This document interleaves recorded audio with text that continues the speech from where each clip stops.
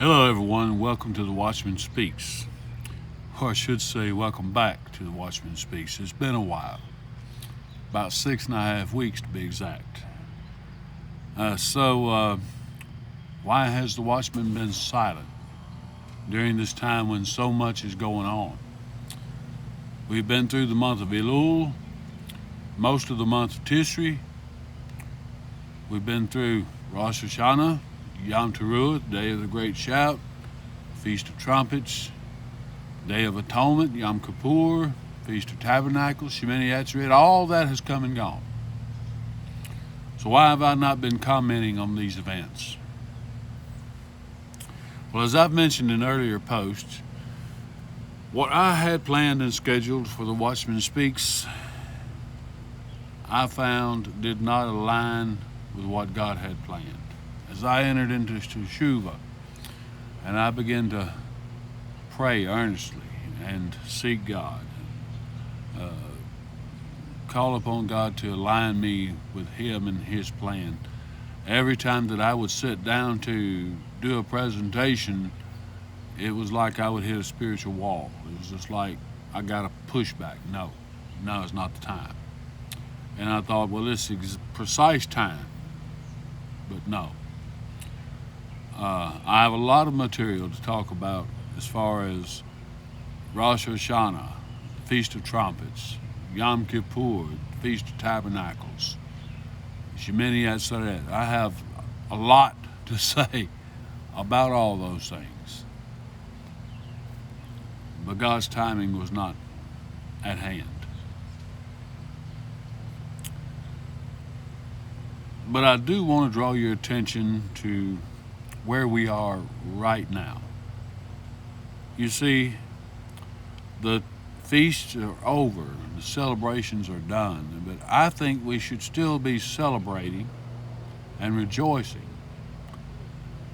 No, I don't. I believe the celebration should be continuing, and joyfully so. Let's take a short trip. 1 Chronicles 17. Here we read that David has a desire to build a house for the name of God. David's living in a palace. The Ark of the Covenant is residing in a tent. God sent word by the prophet Nathan that David was not to build any such house. Since before God brought Israel out of Egypt, God had gone from tent to tent and from dwelling place to dwelling place, never once asking anyone, even his judges, to build him a house of cedar. And that would be found in verses 4 through 6, I believe, in chapter 17. Moreover, God said that He would build a house for David. God would raise the son of David and establish His kingdom, and the son would build a house. That'd be Solomon.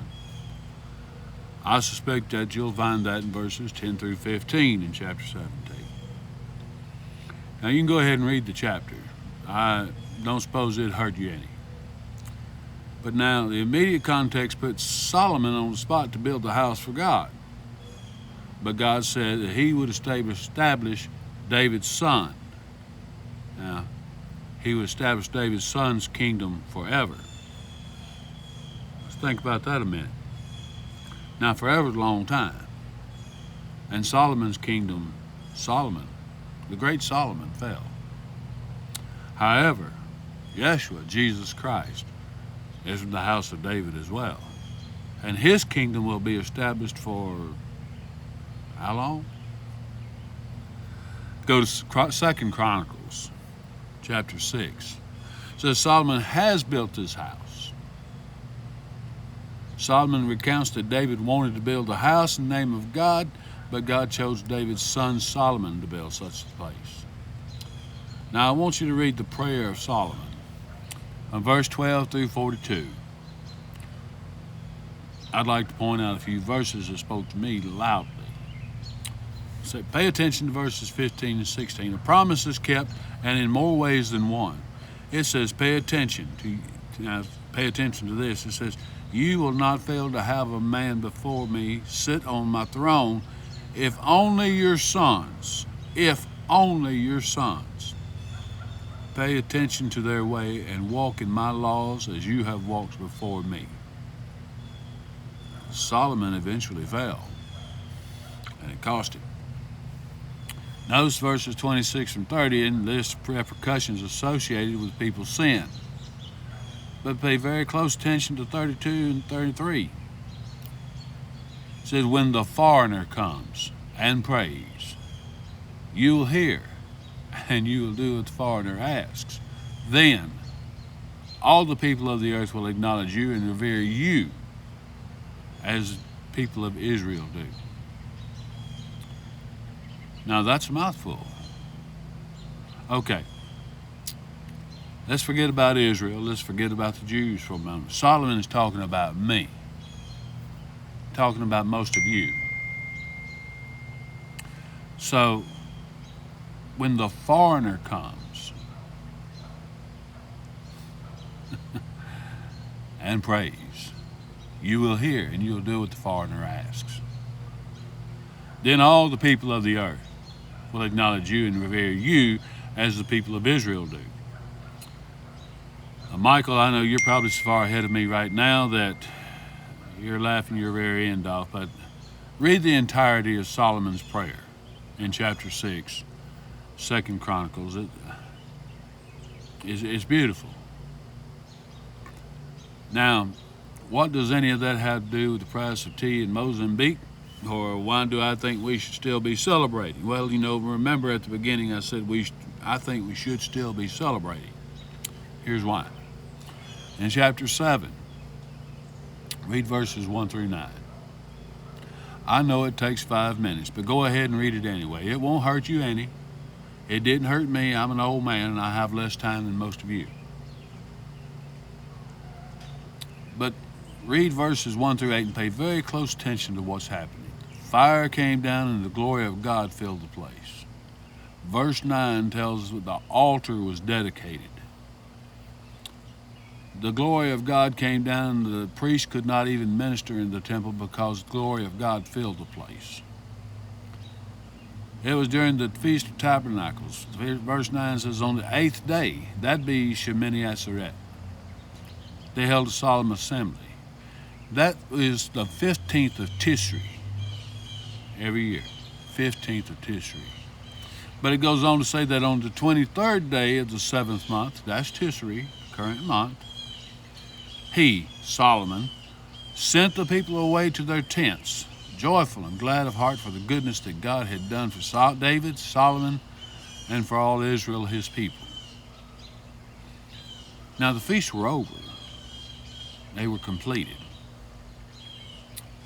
Yet, from the 15th until the 23rd, they were still hanging out, celebrating, feasting, rejoicing. Why? True, they were excited about the altar being completed and dedicated, and they were excited about the feasts, but they were excited that the glory of God had come and filled the place in their midst. Stop and think about it for a moment. It's kind of like,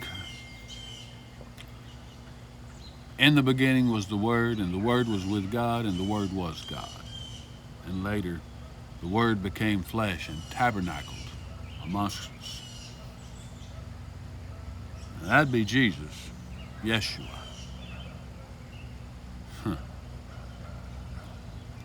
It's interesting the use of that word tabernacle. It means to tent with us, tent out. He come camped out with us, okay? And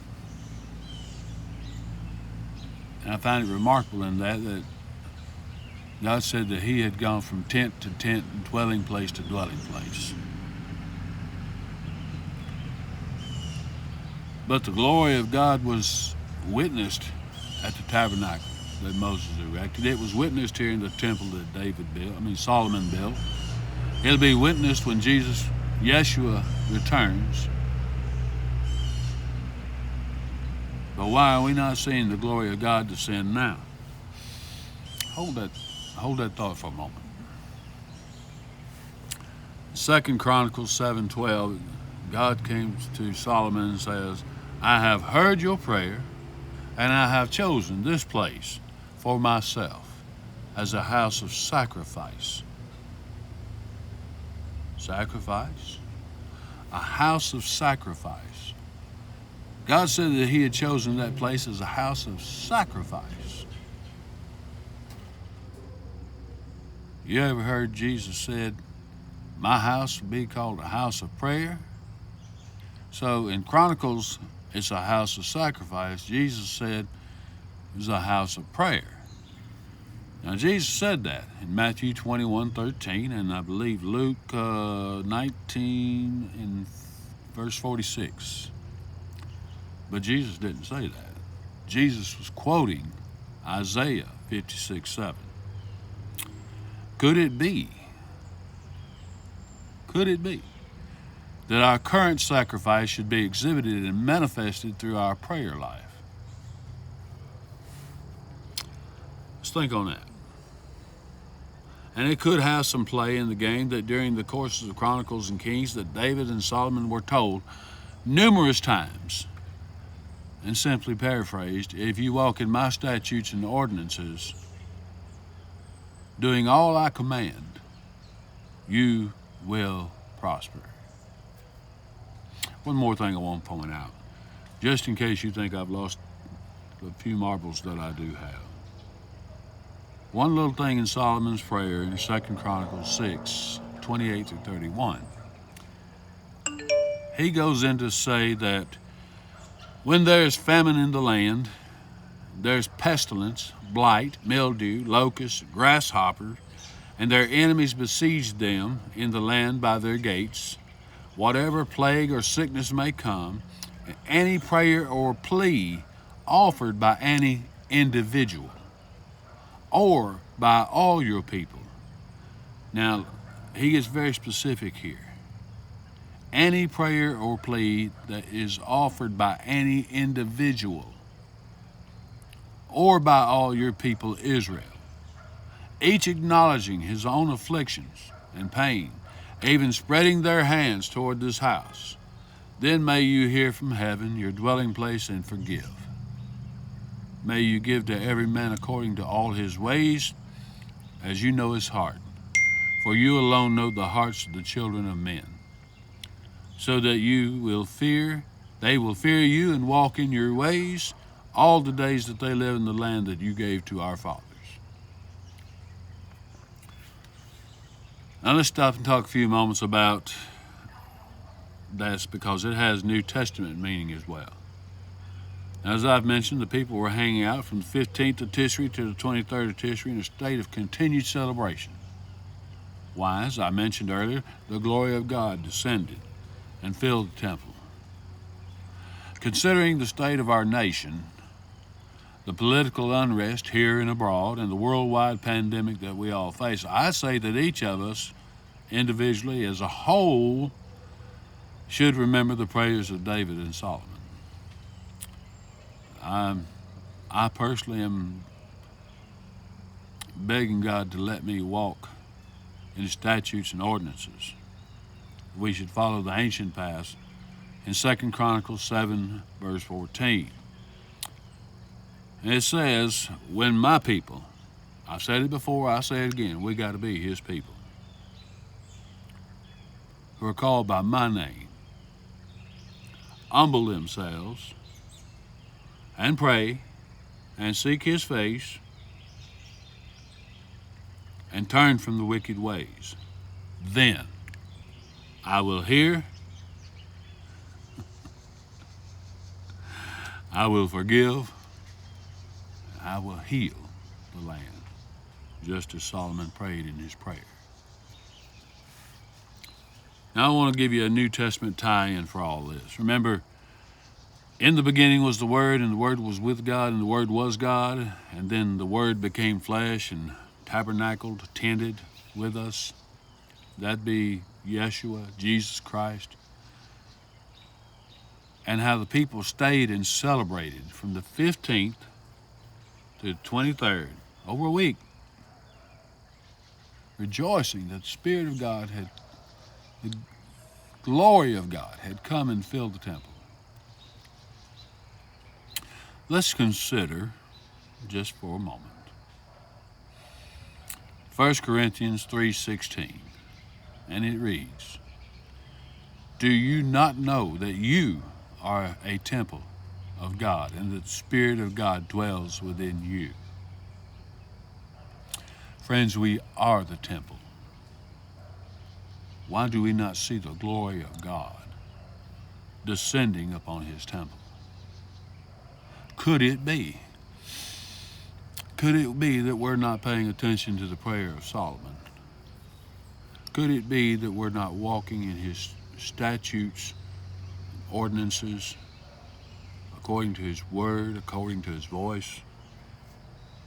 Maybe, just maybe, then we could see the glory of God descend upon the temple and rejoice in these days just as the people of Israel did when Solomon was king, at least during the first part of his reign, for even the great Solomon fell.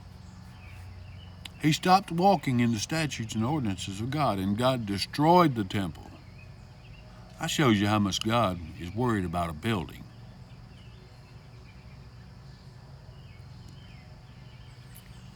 He destroyed the temple just as he said he would. He said, if you quit walking in my ordinances and you start disobeying me, I'll destroy everything. And he did. Twice. He did it twice. We are the temple. Why do we not see the glory of God descending upon the temple? We're not walking ancient paths.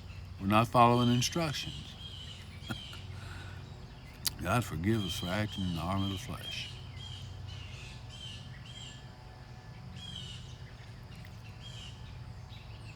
When we humble ourselves and pray, seek God's face and turn from our wicked ways, there's order to that, folks.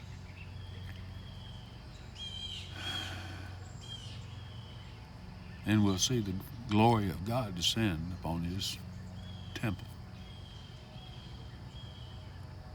That's where I've been the last 6.5 weeks,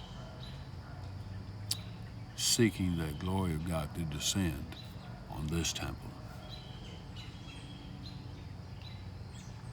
I am the old watchman. Rejoice, celebrate,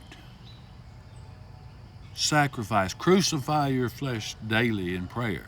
Rejoice. Watch for the glory of God to fall. I am the old watchman Ezekiel. Now you know you have been warned.